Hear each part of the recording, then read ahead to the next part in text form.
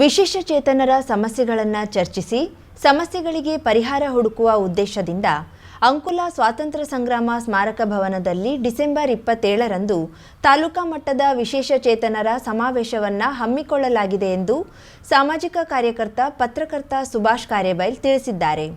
ಶನಿವಾರ ಅಂಕೋಲಾದ ಖಾಸಗಿ ಹೋಟೆಲ್ನಲ್ಲಿ ನಡೆದ ಪತ್ರಿಕಾಗೋಷ್ಠಿಯಲ್ಲಿ ಮಾತನಾಡಿ, ಈ ಕಾರ್ಯಕ್ರಮದಲ್ಲಿ ಆಯುರ್ವೇದದ ಮೂಲಕ ಪಾರ್ಶ್ವವಾಯು ಪೀಡಿತರಿಗೆ ಔಷಧೋಪಚಾರ ಮಾಡಿ ಅಂಗವೈಕಲ್ಯವಾಗದಂತೆ ತಡೆಯುವವ ನಾಟಿ ವೈದ್ಯ ಹನುಮಂತಗೌಡ ಬೆಳಂಬಾರರಿಗೆ ವಿಕಲಚೇತನರ ಕ್ಷೇಮಾಭಿವೃದ್ಧಿ ಸಂಘದಿಂದ ಅಂಕೋಲಾ ಆಯುರ್ವೇದ ಮುತ್ತು ಪ್ರಶಸ್ತಿ ನೀಡಲಾಗುತ್ತಿದೆ.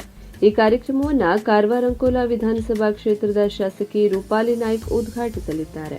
ಕಾರ್ಯಕ್ರಮದ ಅಧ್ಯಕ್ಷತೆಯನ್ನು ಪುರಸಭಾಧ್ಯಕ್ಷೆ ಶಾಂತಲಾ ನಾಡಕರ್ಣಿ ವಹಿಸಲಿದ್ದು, ಕಾರ್ಯಕ್ರಮದಲ್ಲಿ ಜಿಲ್ಲಾ ಪಂಚಾಯತ್ ಮುಖ್ಯ ಕಾರ್ಯನಿರ್ವಹಣಾಧಿಕಾರಿ ಪ್ರಿಯಾಂಗಾ ಎಂ, ಡಿವೈಎಸ್ಪಿ ವೆಲಿಂಟನ್ ಡಿಸೋಜಾ, ಜಿಲ್ಲಾ ವಿಕಲಚೇತನ ಕಲ್ಯಾಣಾಧಿಕಾರಿ ರಾಘವೇಂದ್ರ ಭಟ್ರ ಗೌರವ ಉಪಸ್ಥಿತಿ ಇರಲಿದೆ. ವಿಶೇಷ ಆಮಂತ್ರಿತರಾಗಿ ಸಾಕ್ಷಿತ್ ಹಾರ್ಡ್ವೇರ್ ಮಾಲಕ ಸುರೇಶ್ ನಾಯಕ್ ಅಲಗೇರಿ, ತಾಲೂಕ್ ಪಂಚಾಯತ್ ಮಾಜಿ ಅಧ್ಯಕ್ಷೆ ಸುಜಾತ ಗಾಂವ್ಕರ್, ಎಂಜಿನಿಯರ್ ರಾಮು ಅರ್ಗೇಕರ್, ಪುರಸಭೆ ಉಪಾಧ್ಯಕ್ಷೆ ರೇಖಾ ಗಾಂವ್ಕರ್, ತಾಲೂಕ್ ಕಾರ್ಯನಿರತ ಪತ್ರಕರ್ತರ ಸಂಘದ ಅಧ್ಯಕ್ಷ ರಾಘು ಕಾಕರಮಠ ಉಪಸ್ಥಿತರಿರಲಿದ್ದಾರೆ. ಮುಖ್ಯ ಅತಿಥಿಗಳಾಗಿ ತಾಲೂಕಾ ದಂಡಾಧಿಕಾರಿ ಉದಯ್ ಕುಂಬಾರ್, ತಾಲೂಕ್ ಪಂಚಾಯತ್ ಕಾರ್ಯನಿರ್ವಹಣಾಧಿಕಾರಿ ಪಿವೈ ಸಾವಂತ್, ಪುರಸಭೆಯ ಮುಖ್ಯಾಧಿಕಾರಿ ಶ್ರುತಿ ಗಾಯಕ್ವಾಡ್, ಶಿಶು ಅಭಿವೃದ್ಧಿ ಇಲಾಖೆ ಅಧಿಕಾರಿ ಅರುಣ್ ನಾಯ್ಕ್, ಅಂಕೋಲಾ ಪೊಲೀಸ್ ನಿರೀಕ್ಷಕ ಸಂತೋಷ್ ಶೆಟ್ಟಿ, ನ್ಯಾಯವಾದಿ ಉಮೇಶ್ ನಾಯ್ಕ್, ಎಂಆರ್ಡಬ್ಲ್ಯೂ ಕವಿತಾ ನಾಯ್ಕ್, ಉದ್ಯಮಿ ರಾಮಚಂದ್ರ ನಾಯಕ್, ವಿಕಲಚೇತನರ ಕ್ಷೇಮಾಭಿವೃದ್ಧಿ ಸಂಘದ ಅಧ್ಯಕ್ಷ ವಿಜಯ್ ನಾಯ್ಕ್ ಉಪಸ್ಥಿತರಿರಲಿದ್ದಾರೆ. ವಿಕಲಚೇತನರ ಕ್ಷೇಮಾಭಿವೃದ್ಧಿ ಸಂಘ ಮತ್ತು ಅಂಕೋಲಾದ ಹಲವಾರು ದಾನಿಗಳ ಪ್ರಾಯೋಜಕತ್ವದಲ್ಲಿ ಈ ಕಾರ್ಯಕ್ರಮ ನಡೆಯುತ್ತಿದ್ದು, ಎಲ್ಲರೂ ಪಾಲ್ಗೊಂಡು ಕಾರ್ಯಕ್ರಮವನ್ನು ಯಶಸ್ವಿಗೊಳಿಸಬೇಕೆಂದು ಅವರು ವಿನಂತಿಸಿದರು. ಇನ್ನು ವಿಕಲಚೇತನರ ಕ್ಷೇಮಾಭಿವೃದ್ಧಿ ಸಂಘದ ತಾಲೂಕಾಧ್ಯಕ್ಷ ವಿಜಯ್ ನಾಯ್ಕ್ ಮಾತನಾಡಿ, ನಮ್ಮ ಸಮಾಜಕ್ಕೆ ಎಲ್ಲರೂ ಪಾಲ್ಗೊಳ್ಳಿ ಎಂದು ವಿನಂತಿಸಿದರು. ಪತ್ರಿಕಾಗೋಷ್ಠಿಯಲ್ಲಿ ವಿಶೇಷ ಚೇತನರಾದ ನಾಗೇಂದ್ರಗೌಡ, ಕರುಣಾಕರ್ ಖಾರ್ವಿ, ನಾರಾಯಣ್ ನಾಯ್ಕ್, ಸಂತೋಷ್ ನಾಯ್ಕ್, ಮಾರುತಿ ಬೇಲೆಕೇರಿ ಉಪಸ್ಥಿತರಿದ್ದರು. ವಿಶೇಷ ಚೇತನರಲ್ಲಿ ಸಾಧನೆ ಮಾಡಿದ ಮಹನೀಯರನ್ನ ಗುರುತಿಸಿ ಗೌರವಿಸಲಾಗುವುದು. ಫಂಕ್ಷನಿಗೆ 27ನೇ ತಾರೀಕಿಗೆ ಎಲ್ಲ ಅಂಗವಿಕಲರು ಹಿರಿಯ ನಾಗರಿಕರು ಬಂದರು. ನಮ್ಗೆ ಅದು ಒಳ್ಳೆಯದೆಯಾ, ಅವರು ಒಂದು ನಮ್ಮ ಶಿಕ್ಷಣಿಗೆ ಬರ್ತದೆ. ಎಲ್ಲರೂ ದಯವಿಟ್ಟು ಎಲ್ಲರೂ ಬರಬೇಕು, ಸಹಕಾರ ಕೊಡಬೇಕು ಅಂತ ಕೇಳ್ಕೊಳ್ತಿದ್ದೇನೆ. ಕರಾವಳಿ ಮಲೆನಾಡಿನಲ್ಲೀಗ ಮೈಕೊರೆಯುವ ಚಳಿ. ಬೆಳ್ಳಂಬೆಳಿಗ್ಗೆ ಸೂರ್ಯನ ಹೊಂಗಿರಣವೇ ಕಣ್ಮರೆಯಾಗಿ ಮೈ ನಡುಗಿಸುತ್ತಿರುವ ಚಳಿಯಿಂದಾಗಿ ಜನ ತತ್ತರಿಸುವ ಸ್ಥಿತಿ. ಎಲ್ಲೆಲ್ಲೂ ಮಂಜು ಮುಸುಕಿದ ವಾತಾವರಣ. ಬೆಳಗಿನ ಹೊತ್ತೇ ವಾಹನ ಸವಾರರು ಹೆಡ್ಲೈಟ್ ಹಾಕಿ ಸಂಚರಿಸಬೇಕಾದ ಸ್ಥಿತಿ ಎಲ್ಲೆಲ್ಲೂ ಕಂಡುಬರುತ್ತಿದೆ. ಕಳೆದೊಂದು ವಾರದಿಂದ ಕೊರೆಯುವ ಚಳಿಗೆ ಕರಾವಳಿ ಮತ್ತು ಮಲೆನಾಡಿನಲ್ಲಿ ತಂಪು ತಂಪು ಹವಾದಿಂದಾಗಿ ಚಳಿ ತಾಳೆನು ಈ ಚಳಿಯ ಎಂದು ಹಾಡುವಂತಾಗಿದೆ. ಕನಿಷ್ಠ 16 ಡಿಗ್ರಿಯವರೆಗೆ ಇರುವ ತಾಪಮಾನ ಜನತೆಯನ್ನ ಬೆಚ್ಚಿ ಬೀಳಿಸಿದೆ. 10 ಅಡಿ ಸಮೀಪದಲ್ಲಿರುವ ಮುಖ ಗುರುತಿಸಲಾಗದಷ್ಟು ಸ್ಥಿತಿ ನಿರ್ಮಾಣವಾಗಿದೆ. ಡಿಸೆಂಬರ್ ಮೊದಲನೇ ವಾರದವರೆಗೆ ಹಿಂಗಾರು ಮಳೆ ಸುರಿದಿದ್ದು, ಮಧ್ಯಾಹ್ನದ ಹೊತ್ತಿಗೆ ಸೂರ್ಯನ ರಶ್ಮಿ ಭೂಮಿಗೆ ಅಪ್ಪಳಿಸಿ ಬೆಚ್ಚಗಿನ ವಾತಾವರಣ ಇರ್ತಿತ್ತು. ಆದ್ರೀಗ ಉತ್ತರ ಕನ್ನಡದಲ್ಲಿ ಸಂಪೂರ್ಣ ಚಳಿ ಆವರಿಸಿಕೊಂಡಿದೆ. ಮಧ್ಯಾಹ್ನ 11 ಗಂಟೆಯಾದರೂ ಚಳಿಯ ಅನುಭವ ಹೋಗ್ತಿಲ್ಲ. ಬೆಳಗಿನ ಜಾವದ ಹೊತ್ತಿಗೆ 16ರಿಂದ 20 ಡಿಗ್ರಿ ತಲುಪಿದೆ. ಎಳೆಬಿಸಿಲಿಗೆ ಮೈಯೊಡ್ಡಬೇಕೆನ್ನುವ ಅನುಭವ ಹುಟ್ಟೋದು ಸಹಜವಾದರೂ ಬೆಳಗಿನ ಜಾವ ಬಿದ್ದ ಹಿಮದಿಂದಾಗಿ ಹತ್ತಿರದಲ್ಲಿರುವ ಮನುಷ್ಯ ಕಾಣದಂತೆ ಅನುಭವ ಮೂಡಿಸಿದೆ. ಇಂತಹ ಚಳಿ ಮುಂದಿನ 15 ದಿನಗಳವರೆಗೆ ಮುಂದುವರಿಯುವ ಸಾಧ್ಯತೆ ಹೆಚ್ಚಿದೆ ಎಂದು ಹವಾಮಾನ ಇಲಾಖೆ ತಿಳಿಸಿದೆ. ಈ ಚಳಿಗೆ ಬೆಚ್ಚಗಿನ ಸ್ವೆಟರ್, ಮಫ್ಲರ್, ಉಲ್ಲನ್ ಟೋಪಿ ಏನೆಲ್ಲ ಹಾಕಿದ್ರೂ ಚಳಿಗೆ ಮುದುರಿಕೊಳ್ಳುವುದು ಮಾತ್ರ ತಪ್ಪುತ್ತಿಲ್ಲ.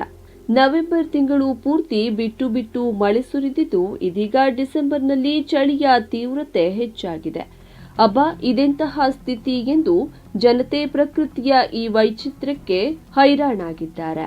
ಎಂದಿನಂತೆ ಮುಂಜಾನೆ ವಾಕಿಂಗ್ಗೆ ಬರುವವರ ಸಂಖ್ಯೆ ತೀವ್ರ ಇಳಿಕೆ ಕಂಡಿದೆ.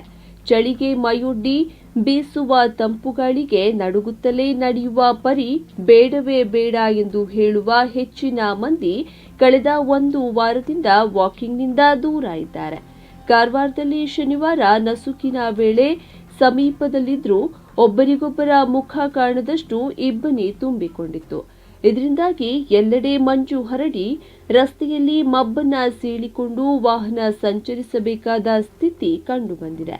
ಮಲೆನಾಡಿನ ಶಿರ್ಸಿ, ಸಿದ್ದಾಪುರ, ಯಲ್ಲಾಪುರದಲ್ಲೂ ಭಾರೀ ಚಳಿಯ ವಾತಾವರಣ ಕಂಡುಬಂದಿದೆ.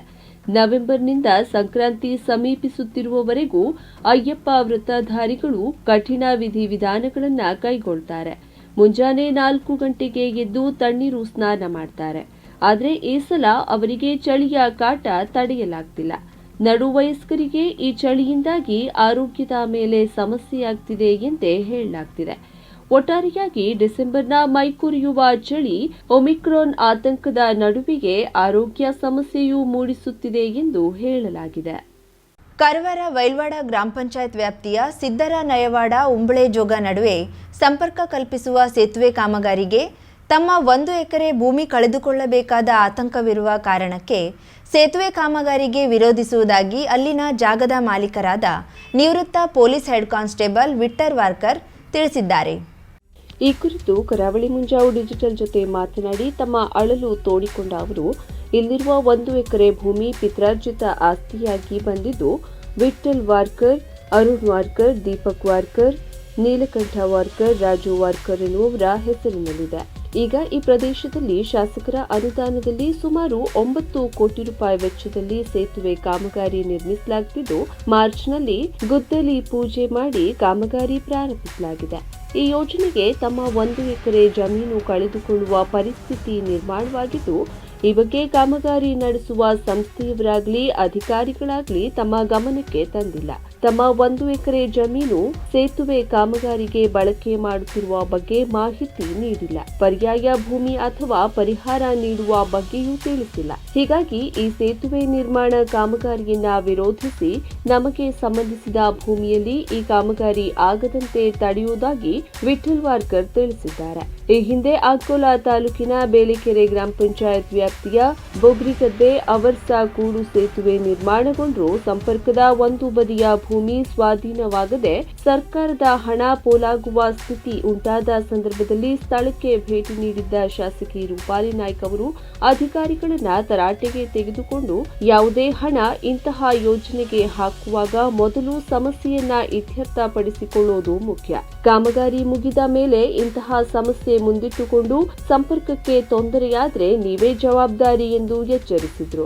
ಈಗ ಸಿದ್ದರ ನಯವಾಡ ಹಾಗೂ ಉಂಬಳೆಜೂಗ ನಡುವೆ ಸಂಪರ್ಕ ಕಲ್ಪಿಸುವ ಸೇತುವೆ ಕಾಮಗಾರಿಗೆ ಕೂಡ ಇದೇ ರೀತಿ ಸಮಸ್ಯೆ ಉಂಟಾಗಿದೆ. ನಮ್ಮ 1 ಎಕರೆ ಜಾಗದ ಪರಿಹಾರದ ಬಗ್ಗೆ ಮಾಹಿತಿಯನ್ನು ನೀಡದೆ ಕಾಮಗಾರಿ ನಡೆಸಲಾಗುತ್ತಿದೆ. ಈ ಬಗ್ಗೆ ಶಾಸಕಿ ರೂಪಾಲಿ ನಾಯ್ಕ ಅವರು ಗಮನಿಸಲಿ ಎಂದು ವಿಠಲ್ ವಾರ್ಕರ್ ಆರೋಪಿಸಿದ್ದಾರೆ. ವಿಠಲ್ ವಾರ್ಕರ್ ನನ್ನ ಹೆಸರು. ನಯವಾಡ ನಾ ಇರೋದು ಉಮ್ಮಳಜೂಗಿನಲ್ಲಿ ವಾಸವಾಗಿದ್ದರೆ ನಮಗೆ ಪಿತ್ರಾರ್ಜಿತ ಆಸ್ತಿ 1 ಎಕರೆ ಜಮೀನುಂಟು. ಆ 1 ಎಕರೆ ಜಮೀನಿನಲ್ಲಿ 9 ಕೋಟಿದು ಬ್ರಿಡ್ಜ್ ಕಟ್ತಾ ಇದ್ದಾರಂತೆ. ಅದು ನಮಗೆ ಏನು ಕೇಳಿದೆ ಅವರು ಮುಂದೆ ಹೋಗಿ ಕಟ್ಟಲಿಕ್ಕೆ ಅದೆಲ್ಲ ಮಾಡಿದ್ದಾರೆ. ಈಗ ಮಾರ್ಚಿನಲ್ಲಿ ಗುದ್ದಲಿ ಪೂಜೆ ಮಾಡಿಕೊಂಡು ಈಗ ಅರ್ಧ ಕಟ್ಟಲಿಕ್ಕೆ ತಯಾರಾಗಿದೆ, ಅಲ್ಲಿ ಆಗ್ತಾ ಉಂಟು. ಕಂಪನಿ ಅದು ಮಂಗಳೂರಿಂದ ಕಂಪನಿ ಬಂದಿದೆ, ಅವ್ರು ಮಾಡ್ತಾ ಇದ್ದಾರೆ. ಅದಕ್ಕೆ ನಮಗೆ ಏನಂದರೆ ಕೇಳದೆ ಮಾಡೋದ್ರಿಂದ ಅದು ನಂದು ಅಪೋಸಿಷನ್ ಮಾಡೋದು ಬೇಡ ಅಂತ ನಮ್ಮದು ಅನಿಸ್ತದೆ. ಪಿತ್ರಾರ್ಜಿತ ಆಸ್ತಿ ಬಂದ್ ಮಾಡಬೇಕು ಅಂತ ನಾವು ಬಂದ್ ಮಾಡ್ತೇವೆ. ನಮಗೆ ಹಾಗೆ ನಮ್ಮದು ಇದ್ದದ್ದು 1 ಎಕರೆ ಜಮೀನು ಎಲ್ಲ ಹೋಗ್ತದೆ, RTC ನಿಲ್ಲಾಗ್ತದೆ. ನಮ್ಮದು ಜಮೀನಿನಲ್ಲಿ ನಮಗೆ ಅದು 1 ಎಕರೆ ಜಮೀನು ಹೊಡೆದರೆ ನಮ್ಮದು ಏನು ಅಲ್ಲಿ ಇರುವುದಿಲ್ಲ, RTC ಎಲ್ಲ ನಮಗೆ ನಿಲ್ಲಾಗ್ತದೆ. ಆದ ಕಾರಣ ಅವರು ನಮ್ಮದು ಇದರಿಂದ ಕಟ್ಟೋದು ಬಂದ್ ಮಾಡಬೇಕು ಅಂತ ಬಂದ್ ಮಾಡ್ತದೆ. ಮತ್ತು ಕೋರ್ಟಿಗೆ ಹೋಗಿ ಸ್ಟೇ ಹೊಡೆತಂದು ಏನಾದರೂ ಮಾಡಿಕೊಂಡು ನಾವು ಮಾಡ್ತೇವೆ ಸರ್, ಬಂದ್ ಮಾಡ್ತೇವೆ ಅಷ್ಟೇ. ಯಾಕೆ ನಮ್ಮ ಹೆಸರಿನಲ್ಲಿ ಎಲ್ಲ ಉಂಟು, ಅದು ಎಲ್ಲ ಡಿಕ್ಲೇರ್ ಎಲ್ಲ ಮಾಡಿದ್ರೆ ಎಲ್ಲ ಕರೆಕ್ಟ್ ಉಂಟು. ಮತ್ತು ಅವರು 100 ಗಟ್ಟಲೆ ಕಾಂಡ ಗಿಡ ಕಟ್ ಮಾಡಿದ್ದಾರೆ, ಸರ್ಕಾರದ ಆಸ್ತಿನ ಅದು ಎಲ್ಲ ಲಾಸ್ ಮಾಡಿದ್ದಾರೆ, ಕಂಪನಿ ಎಲ್ಲ ಬಂದು ಯಾರಿಗೂ ಕೇಳಿಲ್ಲ. ಅದಕ್ಕೆ ನಾವು ಅಪೋಸಿಷನ್ ಮಾಡ್ತೇವೆ. ಅದಕ್ಕೆ ಶ್ರೇಷ್ಠ jewellers private limited, gold, diamond, silver. ನಮ್ಮಲ್ಲಿ ಬಂಗಾರದ ಆಭರಣಗಳಲ್ಲಿ ವಿಶೇಷ ರಿಯಾಯಿತಿ. ಮದುವೆ ಸಮಾರಂಭ ಹಾಗೂ ಇನ್ನಿತರ ಶುಭ ಕಾರ್ಯಗಳಿಗಾಗಿ ನಿಮಗಾಗಿ ತಯಾರಿಸಲ್ಪಟ್ಟ ಹೊಸ ಶೈಲಿಯ ಆಂಟಿಕ್ ಮಾದರಿಯ ಗುಣಮಟ್ಟದ ಹಾಗೂ ನುರಿತ ಕುಶಲಕರ್ಮಿಗಳಿಂದ ಸಿದ್ಧವಾದ ಸೊಗಸಾದ ಆಭರಣಗಳು. ಲೋ ಮೇಕಿಂಗ್ ಚಾರ್ಜಸ್ ನೊಂದಿಗೆ ಪ್ರತಿಯೊಂದು ಖರೀದಿಯ ಮೇಲೆ ಉಚಿತ ಉಡುಗೊರೆಗಳು. ಇವೆಲ್ಲವೂ ನಿಮ್ಮ ಶ್ರೇಷ್ಠ ಜ್ಯುವೆಲ್ಲರ್ಸ್ ನಲ್ಲಿ ಮಾತ್ರ. ಉತ್ತಮ ಗುಣಮಟ್ಟದ ಆಭರಣಗಳಿಗೆ ಹಿಂದೆ ಭೇಟಿ ನೀಡಿ. ಶ್ರೇಷ್ಠ ಜ್ಯುವೆಲ್ಲರ್ಸ್ ಪ್ರೈವೇಟ್ ಲಿಮಿಟೆಡ್, ಗ್ರಾಹಕರ ವಿಶ್ವಾಸಾರ್ಹ ಆಭರಣ ಮಳಿಗೆ, number 1/2 ಸಲ್ಮಿನ್ orchid building, Ganesh agencies ಹತ್ತಿರ, ಗ್ರೀನ್ ಸ್ಟ್ರೀಟ್, ಕಾರವಾರ.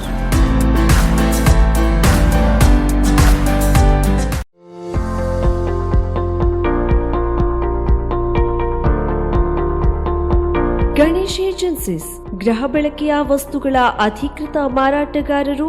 ಒಂದೇ ಸೂರಿನಡಿ ಎಲ್ಲಾ ಬ್ರ್ಯಾಂಡ್ನ ಗೃಹೋಪಯೋಗಿ ವಸ್ತುಗಳು. ಗಣೇಶ್ ಏಜೆನ್ಸಿಯವರಿಂದ ದೀಪಾವಳಿ ಫೆಸ್ಟಿವಲ್ ಆಫರ್. ದೊಡ್ಡ ಉಪಕರಣಗಳ ಮೇಲೆ 25% ಹಾಗೂ ಸಣ್ಣ ಉಪಕರಣಗಳ ಮೇಲೆ 30% ರಿಯಾಯಿತಿ ದರದಲ್ಲಿ ಮಾರಾಟ. ಬಂಪರ್ ಲಕ್ಕಿ ಡ್ರಾ ಮೇಲೆ 2 ವೀಲರ್ ಬೈಕ್ ಹಾಗೂ ಪ್ರತಿಯೊಂದು ವಸ್ತುಗಳ ಖರೀದಿಯ ಮೇಲೆ ಉಚಿತವಾದ ಗಿಫ್ಟ್ಗಳನ್ನ ನಿಮ್ಮದಾಗಿಸಿಕೊಳ್ಳಿ.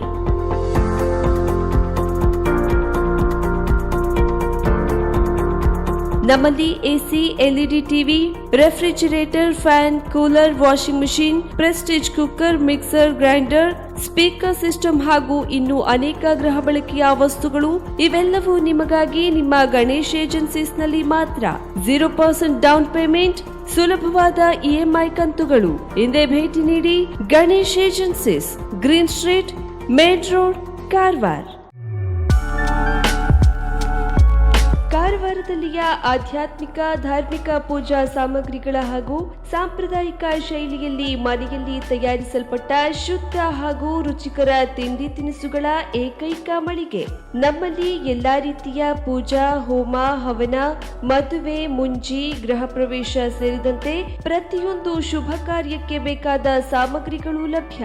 ಬಾಳೆ ಎಲೆ, ಬಾಳೆಗಿಡ, ಬಾಳೆಗೊನೆ, ಮಾವಿನ ತೋರಣ, 5 ಜಾತಿಯ ಜೋಡು ಹಣ್ಣು, ಬೇಲಪತ್ರ, ತುಳಸಿ, ಕರ್ಕಿ, ಬಲಿ ಸೊಪ್ಪು, ಬಾಸಿಂಗ, ಮದುವೆ ಡಿಸೈನ್ ಕಾಯಿ, ಹೂವಿನ ಹಾರ, ಆವಳ ಮಾಲೆ, ಪೂಜಾ ಬಟ್ಟೆ, ಪೂಜಾ ಪಾತ್ರೆ, ಬುಟ್ಟಿ, ಮಡಿಕೆ, ಮಾತೆಗುಳಿ, ಒನಕೆ, ಬೀಸುವ ಕಲ್ಲು, ಹೋಮದ ಕುಂಡ, ಸೆಗಣಿ ಬೆರಣಿ, ಹೋಮದ ಕಟ್ಟಿಗೆ, ನವಗ್ರಹ ಕಟ್ಟಿಗೆ, ಶಂಖ, ರುದ್ರಾಕ್ಷಿ ಸೇರಿದಂತೆ ಪೂಜಾ ಹವನ ಸಾಮಗ್ರಿಗಳು ಲಭ್ಯ. ಇನ್ನು ಆಕಳ ಹಾಲು, ಶುದ್ಧ ತುಪ್ಪ, ಮೋದಕ, ಬೇಸನ್ ಲಾಡು, ಬೂಂದಿ ಲಾಡು, ಹೋಳಿಗೆ, ಕರುಂಜಿ, ಚಕ್ಕುಲಿ, ಅಪ್ಪೆಮಿಡಿ, ಉಪ್ಪಿನಕಾಯಿ, ಜೇನುತುಪ್ಪ, ತೆಳು ಬೆಲ್ಲ, ವಿವಿಧ ತರಹದ ಹಪ್ಪಳ, chutney powder, home made masala powder, ಶುದ್ಧ ಹಳದಿ ಮತ್ತು ಮೆಣಸಿನ ಹುಡಿ, ಸಿರಿಧಾನ್ಯ ಇವೆಲ್ಲವೂ ನಿಮ್ಮ ನರಸಿಂಹ ಮಾರ್ಕೆಟ್ ನಲ್ಲಿ ಮಾತ್ರ.